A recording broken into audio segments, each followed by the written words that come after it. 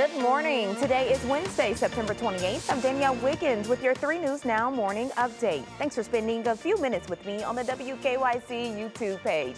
We start with Hollie for a check of today's forecast.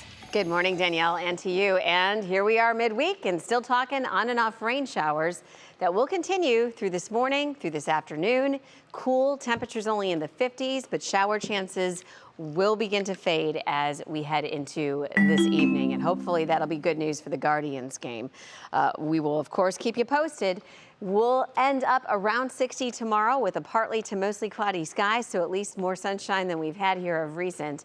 Friday looks like it's going to be sun-filled, Danielle, and then we get into the weekend watching some rain and wind potential. Of course, we'll keep you updated as we continue to track what's happening with Ian. All righty, thank you so much, Hollie. And while residents of Florida have been evacuating due to Hurricane Ian, they also have to think about their pets. Florida Governor Ron DeSantis shared this important message for pet owners. We think it's very important that you don't leave your pets behind. Bring your pets with you. They need you during this time. We have asked the hotels to relax their pet policies and to advertise their relaxed pet policies on their website and on Expedia. The good news is many of them have done that. And of course, we will continue to keep you updated with the latest developments on Hurricane Ian, both on air and online at WKYC.com. And turning to local news now, the woman who shot and killed Cleveland police officer Shane Bartek will spend 54 years to life in prison. 19-year-old Tamara McLeod was sentenced yesterday in front of Bartek's family. She was also sentenced for her role in multiple other robberies. McLeod will be eligible for parole at some point, but due to penalties from other crimes, she will likely be in her 70s. The fatal shooting of Bartek happened on New Year's Eve when McLeod attempted to carjack and rob Bartek, who tried to disarm her. She fired 2 shots, including the one that killed him. And the Ohio Supreme Court set a September 2026 execution date for a man who murdered a Stark County couple.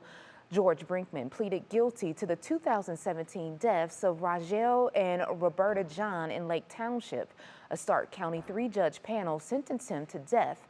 Brinkman is also awaiting a new trial on charges related to the deaths of Susan Taylor and her 2 daughters.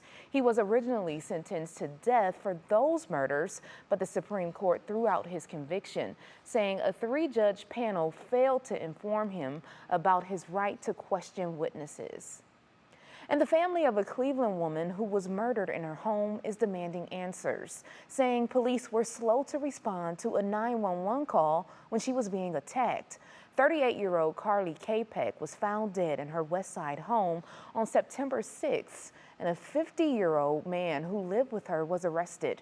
But despite numerous calls to 911 about the attack, it took police 30 minutes to respond. Someone is in the process of attacking, beating, and engaging in a brutal assault, there should be an officer there within minutes. The city of Cleveland confirms there is currently an ongoing internal investigation.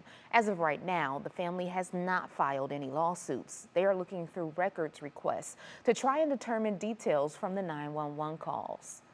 And a judge has extended the temporary block on Ohio's abortion ban for an additional 14 days.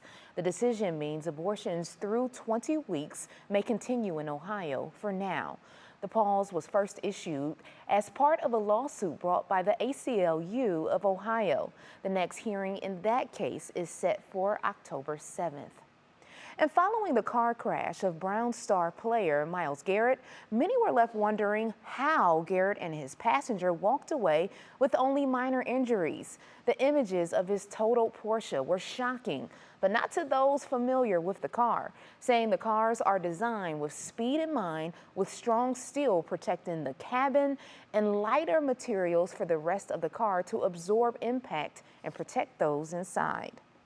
Just like most German cars are built obviously in a very certain way due to the fact that in Germany cars are driven to a much higher speed and effect. The Browns did release a statement saying that Garrett did clear concussion protocol. He will be evaluated by team doctors throughout the week to determine if he will be able to play in Sunday's game against the Atlanta Falcons. Okay, Guardians fans, mark your calendars and set your alarms. Postseason tickets go on sale tomorrow. Tickets for the American League Wildcard Series will go on sale tomorrow at 2. So Cleveland is currently scheduled to host the 2022 Wildcard round at Progressive Field starting Friday, October 7th. It is a best-of-3 series, and those wanting to purchase tickets will be limited to 6 tickets per game. And the Cuyahoga Valley National Park received $14 million to use for improvements along the Towpath Trail and Railroad. This is all thanks to the Great American Outdoors Act, and the money will be used to stabilize the riverbank sites where erosion threatens the trail and railroad. Construction is projected to begin in October and continue through early 2025. Well, September is Childhood Cancer Awareness Month, and Amazon is showing their support by surprising a local boy with a brand new playset. Okay, check this out.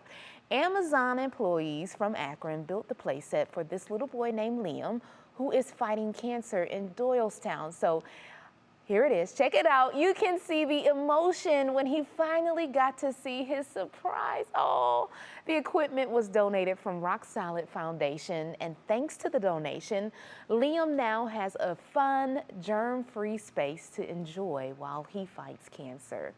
And we are pulling for you, Liam. Well, thank you for taking time to join me for this 3 News Now morning update.